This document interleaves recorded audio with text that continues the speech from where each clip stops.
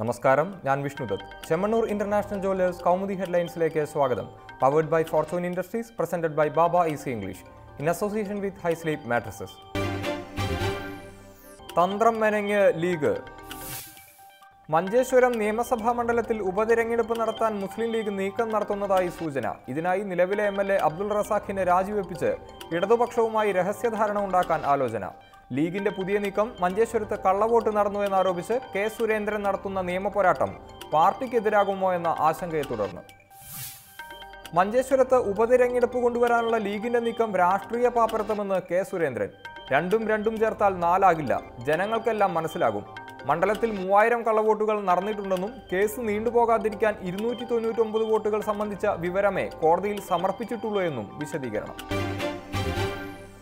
തച്ചങ്കരി നിരീക്ഷകനോ? ടോമിൻ തച്ചങ്കരിയുടെ നിയമനത്തിൽ രൂക്ഷ വിമർശനവുമായി ഹൈക്കോടതി. ഭരണനിർവഹണ ചുമതലയുള്ള DGP-ആയി തച്ചങ്കരിയെ നിയമിച്ചത് സെൻകുമാറിനെ നിരീക്ഷിക്കാനാണോ എന്ന് ചോദ്യം. ടോമിൻ തച്ചങ്കരിക്കെതിരായ കേസുകൾ സംബന്ധിച്ച വിവരങ്ങൾ സമർപ്പിക്കാനും സർക്കാരിന് ഹൈക്കോടതി നിർദ്ദേശം. ഉത്തരവ് തച്ചങ്കരിയുടെ സ്ഥാനക്കയറ്റം സംബന്ധിച്ച പൊതു താൽപര്യ ഹർജി പരിഗണിച്ച് നിരവധി കേസുകളിൽ പ്രതിയും ആരോപണ വിധേയനുമായ ഒരാളെ പോലീസ് ആസ്ഥാനത്തെ തന്ത്രപ്രധാനമായ പദവിയിൽ ഇരുത്തുന്നത് ശരിയല്ലെന്നും നിരീക്ഷണം. കേസിൽ സംസ്ഥാന സർക്കാരിന്റെ വിശദീകരണം കേട്ട ശേഷം തുടർ നടപടി തീരുമാനിക്കുമെന്നും കോടതി. വെളിപ്പെടുന്ന തെളിവുകൾ.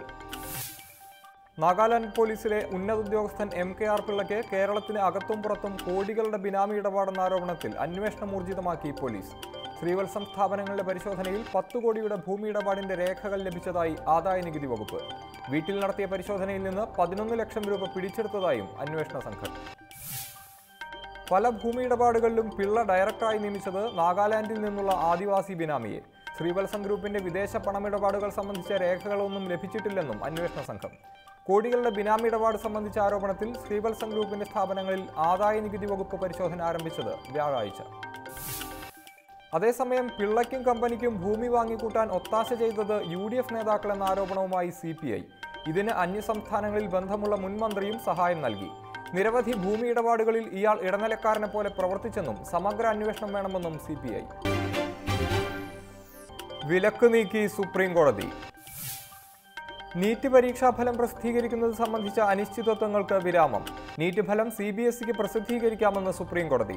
ഫലപ്രഖ്യാപനം തടഞ്ഞ മദ്രാസ് ഹൈക്കോടതി വിധി സ്റ്റേ ചെയ്തുള്ള പരമോന്നത കോടതി ഉത്തരവ് CBSE സമർപ്പിച്ച ഹർജി പരിഗണിച്ച്.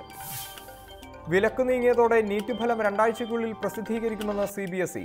നീറ്റ് പരീക്ഷയ്ക്ക് ഏകീകൃത ചോദ്യപേപ്പർ നൽകിയില്ലെന്ന ആക്ഷേപത്തെ തുടർന്ന് ഫലപ്രഖ്യാപനം നടത്തുന്നതിന് CBSEക്ക് മദ്രാസ് ഹൈക്കോടതി വിലക്ക് ഏർപ്പെടുത്തിയത് മെയ് 24-ന്. സ്വത്തിൽ കുടുങ്ങി. പനാമ പേപ്പർ ആരോപണത്തിൽ സംയുക്ത അന്വേഷണ സംഘത്തിന് മുന്നിൽ ഹാജരാകുമെന്ന് പാക് പ്രധാനമന്ത്രി നവാസ് ഷെരീഫ്. അനധികൃത സ്വത്ത് സമ്പാദനം സംബന്ധിച്ച എല്ലാ രേഖകളും ഇസ്ലാമാബാദിലെ ഫെഡറൽ ജുഡീഷ്യൽ അക്കാദമിയിൽ സമർപ്പിക്കണമെന്ന് ഷെരീഫിന് കോടതി നിർദ്ദേശം. അന്വേഷണ സംഘത്തിന് മുന്നിൽ ഹാജരാകാൻ ധനമന്ത്രി ഇഷാഖ് ദാറിനും നോട്ടീസ്. ഉത്തരവ് പനാമ രേഖകളുമായി ബന്ധപ്പെട്ട കേസ് അന്വേഷിക്കുന്നതിന് പാക് സുപ്രീം കോടതി നിയമിച്ച അന്വേഷണ സംഘത്തിൻ്റേത്. നവാസ് ഷെരീഫിനും കുടുംബത്തിനും വിദേശത്ത് സ്വത്തുക്കളുണ്ടെന്ന് വെളിവാക്കുന്ന പനാമ രേഖകൾ പുറത്തുവന്നത് കഴിഞ്ഞ വർഷം ആദ്യം.